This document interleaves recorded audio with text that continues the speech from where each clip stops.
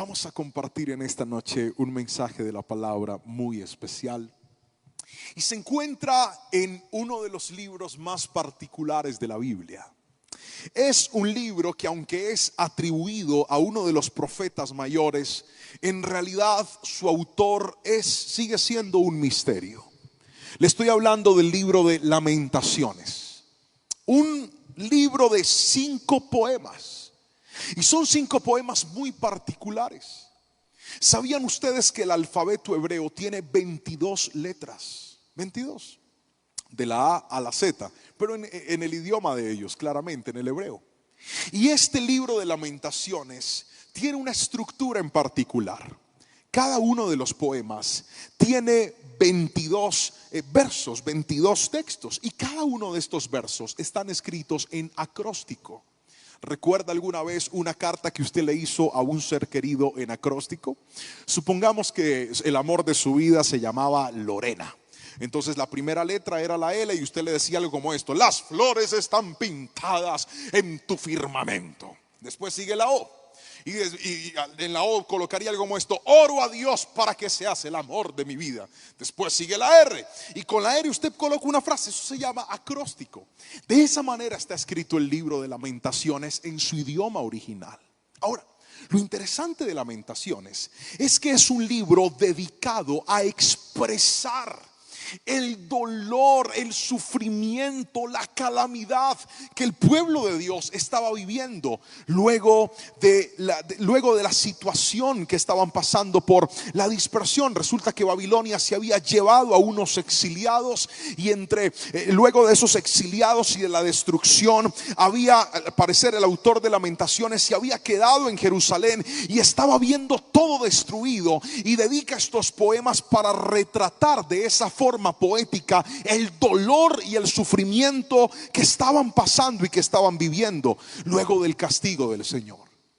Y uno de estos pasajes es del cual hoy voy a usar para basar esta enseñanza y este momento de dificultad, de este momento de palabra, el cual hemos titulado, y quiero que coloque el título de este mensaje por favor, que es este: en medio del dolor.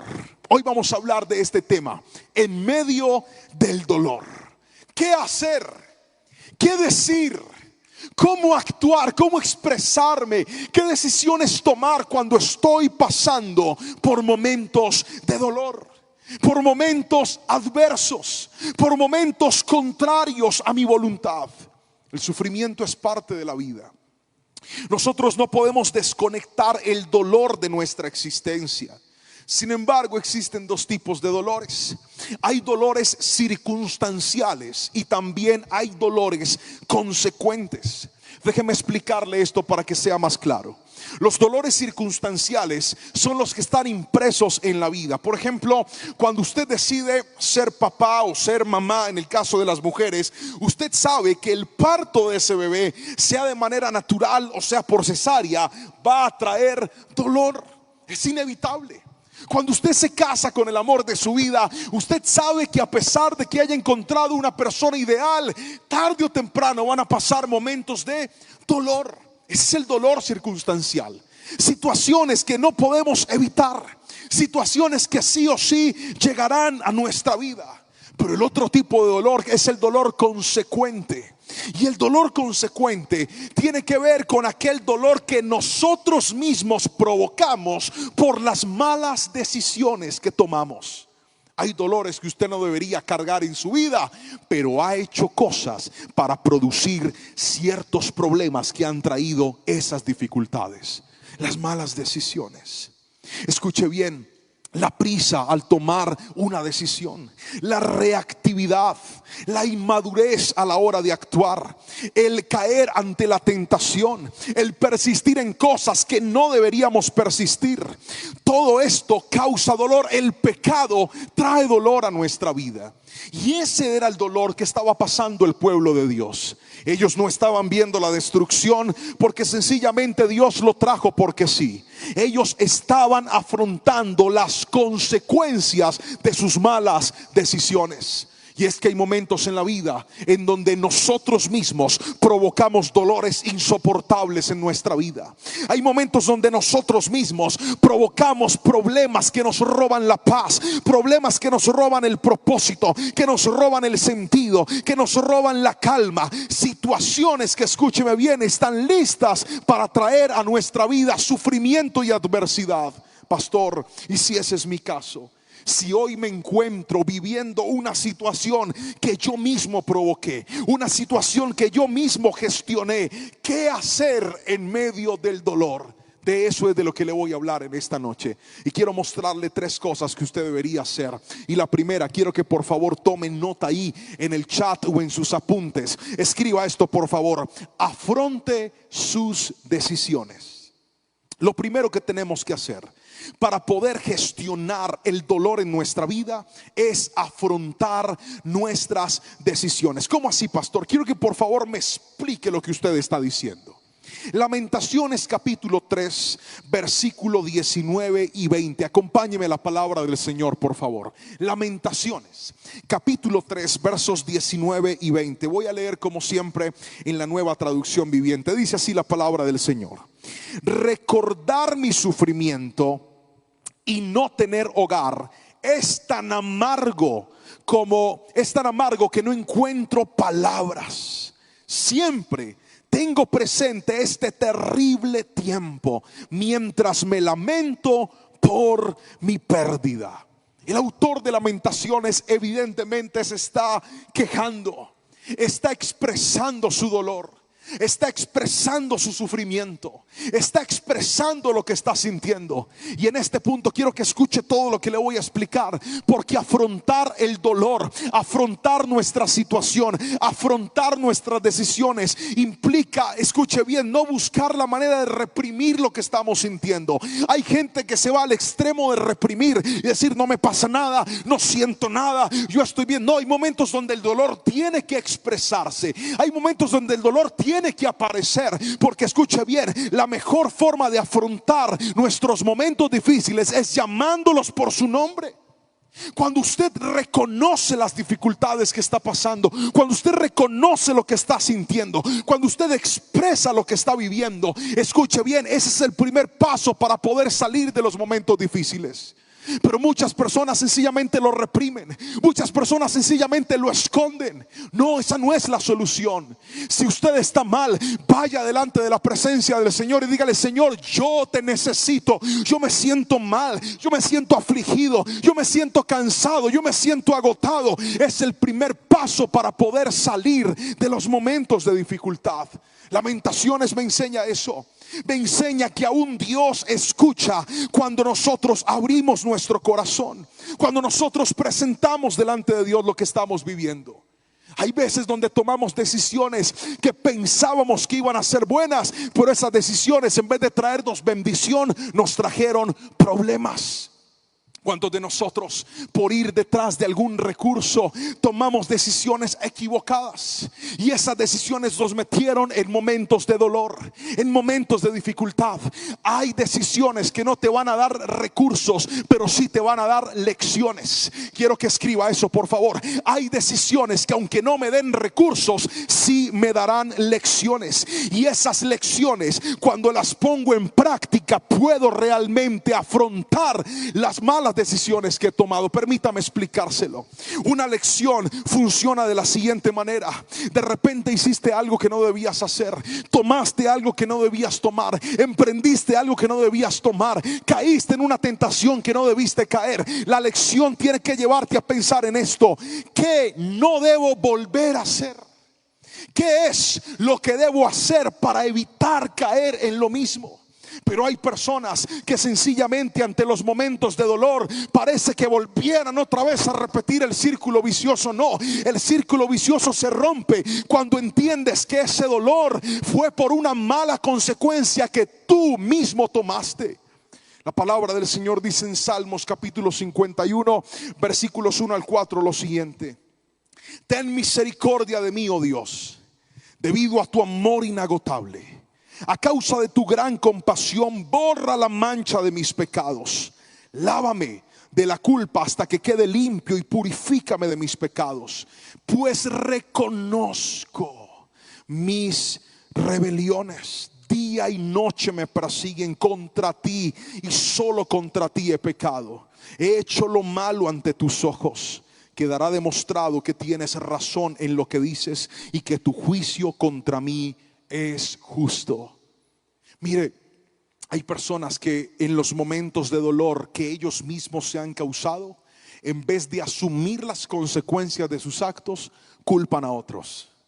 Y de repente usted se quedó desempleado, perdió un trabajo, y en vez de asumir su responsabilidad le está echando la culpa a los demás. No es que ese jefe, no es que esa persona, no es que Perencejo. No, aprenda a asumir las consecuencias de sus actos. Hay cosas que están mal, no por los demás, sino por nosotros mismos. Y mientras que usted no aprenda a reconocer, a afrontar sus decisiones, nunca va a salir de ellas. Porque hay gente que se gasta la vida culpando a los demás de sus tragedias. Hoy quiero que escuche esto: muchas cosas empiezan a cambiar cuando usted aprende a reconocer cuáles son sus errores y cuáles son sus falencias. ¿Cuánto cambiaría la vida si ponemos en práctica lo que Jesús nos enseñó?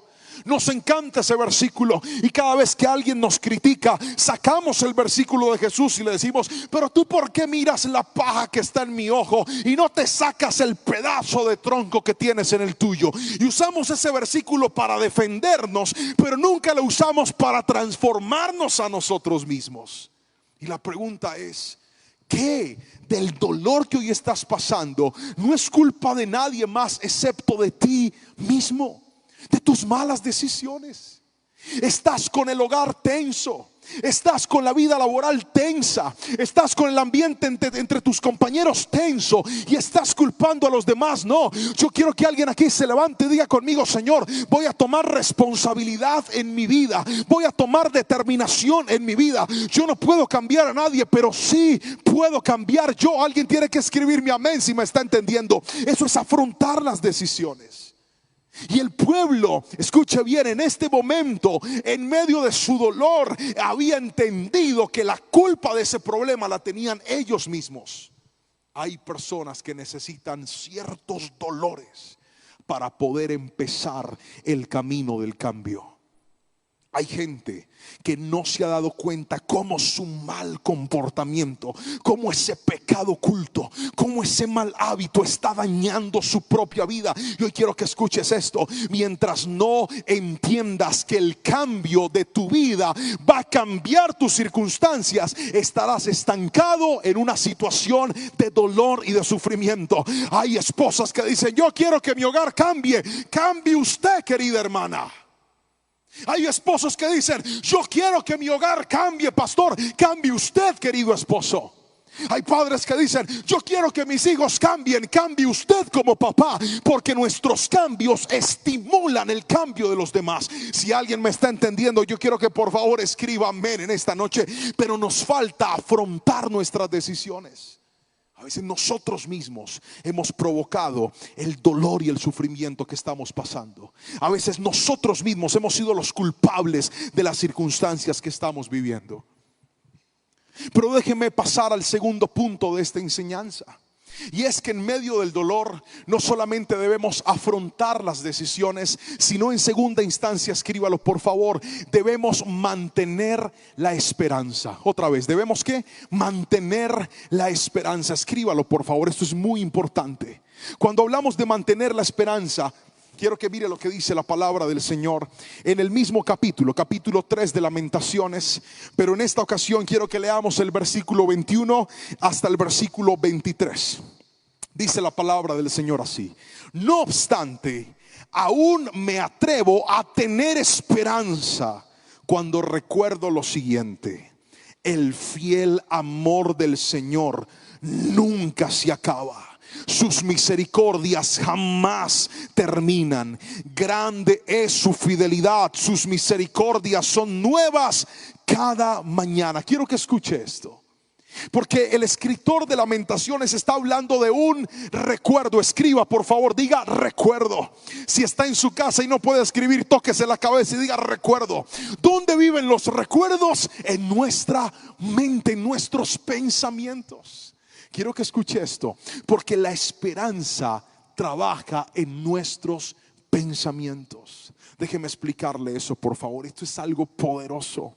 Cuando hablamos de lo que estamos esperando, dígame en dónde viven las cosas que nosotros esperamos. Aquí, en nuestros pensamientos. Si lo que usted espera es bueno, es porque tiene buenos pensamientos. Pero si lo que usted espera es malo, es porque usted tiene malos pensamientos. Ahora, generalmente, ¿cuál es el problema cuando estamos en momentos de dolor? Que en los momentos de dolor estamos esperando siempre ¿qué? Lo malo. Estamos esperando que suceda lo peor, que venga lo difícil. En medio de una enfermedad usted podría decir algo como esto: yo me voy a morir, mi enfermedad no tiene cura.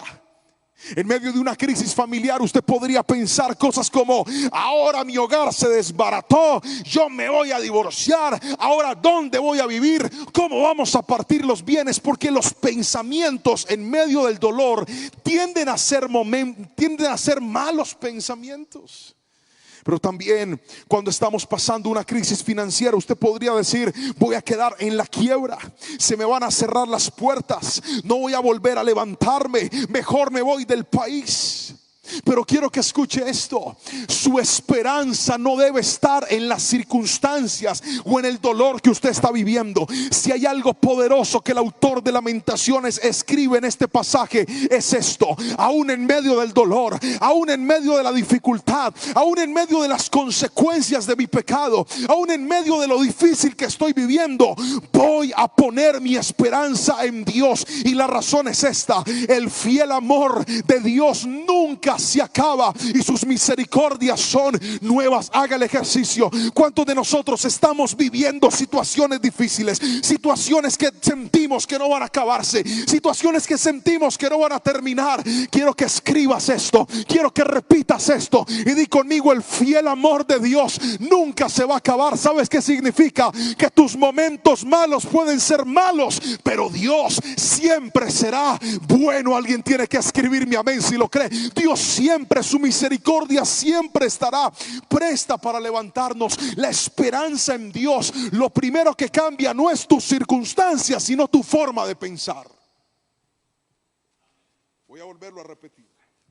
La esperanza en Dios, lo primero que cambia no es tu situación, sino tu forma de pensar. Porque muchos de nosotros, la peor decisión que tomamos fue alejarnos de ese Dios tan bueno, tan grande y tan poderoso. ¿Cuántos de nosotros, desde que nos alejamos de Dios, el hogar empezó a tambalear? Desde que nos alejamos de Dios, la salud empezó a tambalear. Desde que nos alejamos de Dios, la economía empezó a tambalear. Yo quiero que escuches esto: cuando tú pones tu esperanza en Dios, le estás diciendo: Señor, yo sé que a tu lado hay algo diferente de lo que yo estoy viviendo. Yo sé que cerca de ti hay algo distinto a este desierto en el cual yo me metí. El pueblo necesitó el dolor para entender que la vida sin Dios era imposible. Hay dolores que nos ayudan, hay dolores que parece que nos dañan, pero en realidad nos reconstruyen.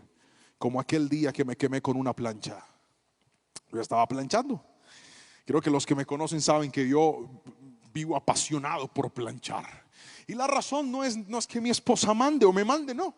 La razón es que cuando yo estaba muy jovencito, pues la única que planchaba en mi casa era mi abuela. Mi mamá nunca aprendió a planchar, a ella no le gustaba tampoco.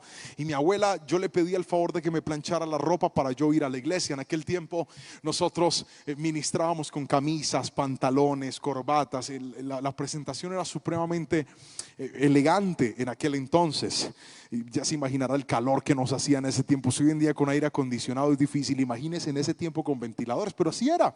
Entonces mi abuela un día me dijo: ya nomás, mi hijo, yo le voy a enseñar a planchar para que usted planche. Yo tenía como 11 años y ella me enseñó a poner un trapito, a ponerle agua, a quitar las arrugas, como era, como Dios manda.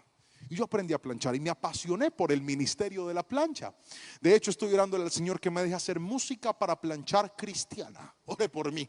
Y entonces yo estaba ahí planchando, y cuando me casé a mi esposa no le gustaba todavía planchar, pero yo le dije, no te preocupes que yo amo eso, a mí me encanta. Entonces yo soy el que plancho. Y un día estaba ahí en el ejercicio de planchar y me desconcentré un poquito de lo que estaba haciendo. Cuando voy a tomar la plancha, la tomé por el lado que no era y me pegué un quemonazo que trajo dolor, pero ese dolor despertó en mí algo que se llama precaución. ¿Cuándo me volví yo a quemar planchando? Nunca, porque hay dolores que hacen que no vuelvas a hacer cosas malas. Nunca. Hay gente que necesita quemarse con la plancha. El que tenga oídos para oír, oiga lo que le está diciendo el Señor. Hay gente que hoy se está pegando unos quemonazos y dice, ay, esto me dolió. Y dijo, ay, es que esa era la forma para que usted sea más atento y ponga más cuidado en su vida. Hay dolores que producimos nosotros mismos que nos generan terribles experiencias, pero en medio de esas terribles experiencias yo quiero ver una iglesia que se levante y diga conmigo, Señor, a pesar de todo pongo mi esperanza en ti, porque tú sigues siendo bueno y tu misericordia es nueva cada mañana. Alguien tiene que escribir amén si lo cree, por favor. ¿Usted cree que Dios lo va a desamparar? ¿Usted cree que Dios lo va a dejar ahí tirado? ¿Usted cree que Dios lo va a dejar en ese momento difícil? Usted todavía no conoce a Dios. Dios es un Dios misericordioso. Dios es un Dios que perdona, y solamente basta con arrepentirse, pedirle perdón y volver a sus brazos, y Él, un corazón contrito y humillado, jamás va a despreciar. Puede que hoy estés pasando por situaciones difíciles, pero no te quedes ahí tirado. Levántate y dile, Señor, vuelvo a tus brazos, porque en los brazos del Señor lo que estaba perdido puede volver a tener vida. Alguien escriba mi amén si lo cree y alabe al Señor con fuerza en medio de esta noche. Mantenga la esperanza en el Señor. Pero déjeme terminar con lo tercero y último, y es esto, escríbalo por favor: haga cambios relevantes en su vida. Otra vez, haga cambios relevantes en su vida. Mire lo que dice Lamentaciones, el mismo capítulo 3, versículo 25 al 27, dice lo siguiente: el Señor es bueno con los que dependen de Él, con aquellos que lo buscan. Por eso es bueno esperar en silencio la salvación que proviene del Señor. Versículo 27 dice: y es bueno que todos se sometan desde temprana edad al yugo de su disciplina. Cuando nosotros hablamos de cambios relevantes en la vida, tenemos que entender que el dolor no solamente se acaba con hacer una oración o con hacer una declaración. Esto es importante, pero si usted quiere terminar con el dolor de su pecado, usted tiene que salir del pecado. Nadie dice amén, pero es que igual estamos solos aquí. Dije que si quiero acabar con el dolor del pecado, tengo que salirme del pecado. Los cambios, hay gente que quiere que le cambie todo y quiere seguir pecando. Así no es. Los cambios relevantes demandan en nosotros salir de los malos hábitos, de las malas costumbres. La palabra del Señor dice que Dios quiere llevarnos de gloria en gloria, pero la gente atada no va de gloria en gloria, sino de dolor en dolor, de problema en problema. ¿Por qué están tan atados? ¿Cuál es la razón? La razón es esta: quieren que todo lo que está fuera de ellos cambie, pero no quieren cambiar en su interior. Y esto es imposible. Si usted quiere que el dolor del sufrimiento causado por sus consecuencias se termine, entonces usted debe tener cambios relevantes. Ahora, quiero que volvamos a leer el texto, porque puede que algunos hayan pasado a la carrera, y voy a volver a leer lo que dice la palabra. Dice así: el Señor es bueno con los que dependen de Él. Todo cambio relevante en nuestra vida tiene que estar basado en dos principios. Escríbalo por favor. Primer principio de un cambio relevante: dependencia de Dios. Otra vez, dependencia de Dios. ¿Qué dice el autor de Lamentaciones? Dijo lo siguiente: Dios es bueno con los que dependen de Él. Es una propia conclusión. Él está diciendo: nos metimos en problemas cuando dejamos de depender de Dios. Pastor, ¿y qué es depender de Dios? Déjeme darle dos ejemplos de lo que es dependencia. Primer ejemplo, estábamos en Medellín, fuimos a un matrimonio.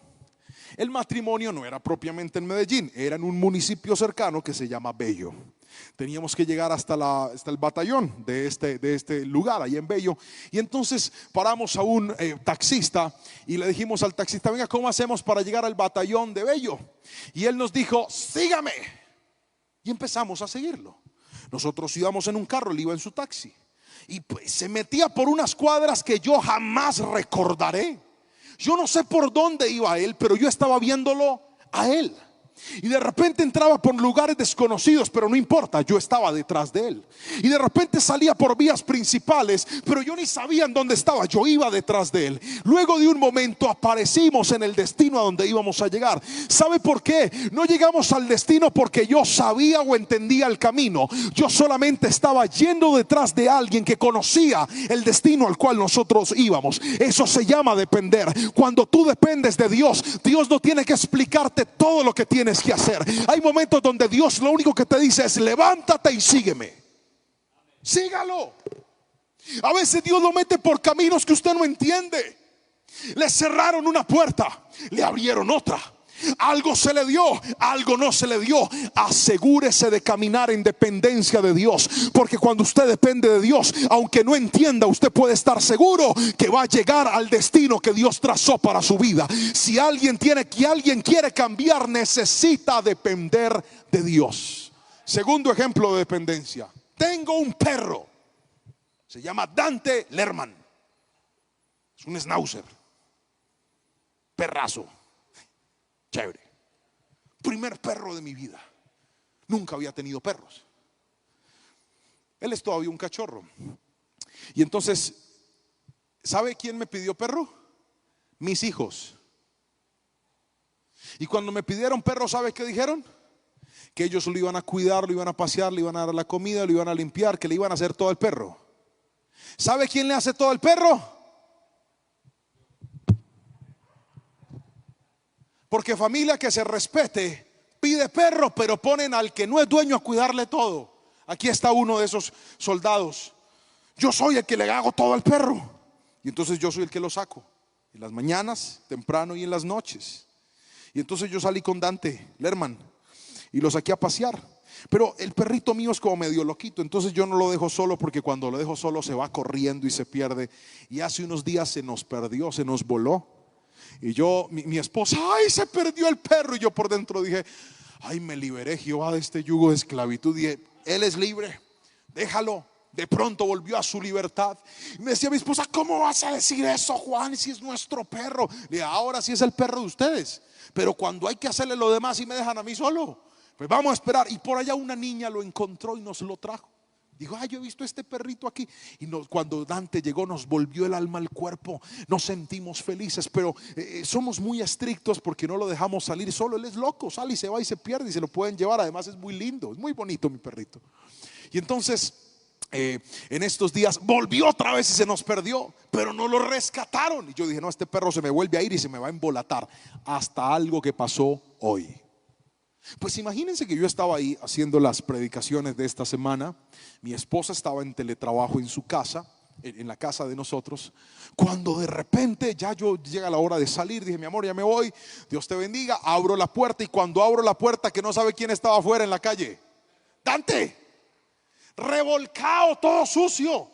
Yo lo miré y yo dije: ¿y este qué le pasó? Cuando abrí la puerta, rapidito se entró. ¿Qué le habrá pasado al perro? Sabrá Jehová de los ejércitos qué le pasó en su salida. Pero cuando la gente se aleja del Señor, ¿sabe qué es lo más importante? Que usted le quede clarito cuál es el camino de regreso. Cuando yo vi que el perro salió, yo dije: este man está listo para salir solo, me va a liberar del yugo de la esclavitud. Perruna. Porque sabe algo, hay gente que necesita embolatarse, perderse y extraviarse para valorar lo que implica depender de Dios. Pero usted que aprende por sabiduría, yo le digo: no tome esa clase ni tome esa lección. Si usted cimentó su hogar dependiendo de Dios, viva y manténgase así. Si usted está levantando a sus hijos dependiendo de Dios, viva y manténgase así. Si su economía depende de Dios, viva y manténgase de esa manera, porque el que depende de Dios puede estar seguro que llegará al propósito y al destino que Dios trazó para usted. Hay gente que se burlará y dirá: pero usted qué hace esperando en Dios. Muévase, haga las cosas en sus fuerzas, haga las cosas en su manera. No, mi hermano, los que dependemos de Dios, los que confiamos en Dios, tenemos una victoria asegurada, porque mi Dios nunca falla y nunca fallará. Alguien tiene que escribir amén si lo cree. Pero la segunda característica de un cambio relevante, y con esto voy a orar para terminar, está en el versículo 27 y dice: y Dios es bueno, y es bueno que todos se sometan desde temprana edad al yugo de su disciplina. Toca el piano, hijo, por favor. Eso significa que ya se va a acabar la palabra. Toca, por favor. Escuche esto. Si usted quiere salir de un momento de dificultad, necesita en primera instancia depender de Dios. Escriba eso, por favor. Diga: depender de Dios. Pero lo segundo que usted necesita es disciplina. Nadie puede cambiar sus malos hábitos a menos de que tenga disciplina. ¿Cómo funciona esto, pastor? Mire, hay algo que tomé la decisión de hacer con mi esposa, y fue disciplinar a mis hijos. Justo cuando entraron a estudiar, cuando los niños están en vacaciones, pues pierden muchos hábitos de orden, porque se levantan a la hora que quieren, hacen las cosas, los dejamos descansar. Pero cuando entran al colegio tenemos que volver a establecer la disciplina, ¿verdad? Tienen que levantarse a ciertos horarios, tienen que hacer tareas, tienen que comer. Y entonces hicimos un plan de disciplina con mi esposa. Y ese plan incluía que mis hijos tenían que levantarse a ciertas horas, comer a ciertas horas, descansar por tanto tiempo, hacer sus tareas durante cierto momento, y luego de eso podían tener ciertos privilegios, y en la noche tenían que acostarse a dormir, antes tenían que bañarse. Bueno, una disciplina. Entre las cosas en las cuales hemos disciplinado a nuestros hijos es que siempre que ellos terminan de comer, son ellos los encargados de tomar el plato, el vaso, la cuchara y llevarlos hasta el lavaplatos. Y a la muchacha que muy amablemente trabaja para nosotros, decirle: gracias, que Dios la bendiga y le guarde. Siempre hacen lo mismo. Resulta que era domingo, estábamos comiendo, mi esposa terminó de almorzar, llevó el plato, Anita se volteó y le dijo: mami, ¿por qué no le dijiste a Lady que Dios te bendiga y te guarde? Y yo salí: es que Lady no vino hoy. Y Anita se fue a mirar atrás. Ah, sí, no está aquí. Pero eso me marcó el corazón, porque nuestros hijos están esperando ver en nosotros también disciplina. Y cuando la disciplina permanece en nuestras vidas, los buenos hábitos no serán momentáneos, sino permanentes. Pero muchos de nosotros estamos metidos en unos problemas tan terribles por nuestro propio desorden, por nuestra propia indisciplina, por nuestra propia mala manera de manejar lo que Dios nos ha entregado. Yo quisiera hacerle una pregunta, y es: ¿qué tanto de Dios hay en usted? ¿Qué tanta dependencia de Dios hay en mi vida? ¿Soy realmente una persona dependiente de Dios? ¿Soy realmente una persona disciplinada, ordenada? La respuesta a estas preguntas determina qué es lo que usted tiene que hacer. El pueblo necesitó el dolor del cautiverio para entender que necesitaban volver a depender de Dios, y tenían que ponerle orden a su vida. Sin dependencia y sin orden, ese sufrimiento iba a ser muy prolongado. Pero hoy yo quiero orar por las personas que están ahí conectadas y los que llegaron al templo.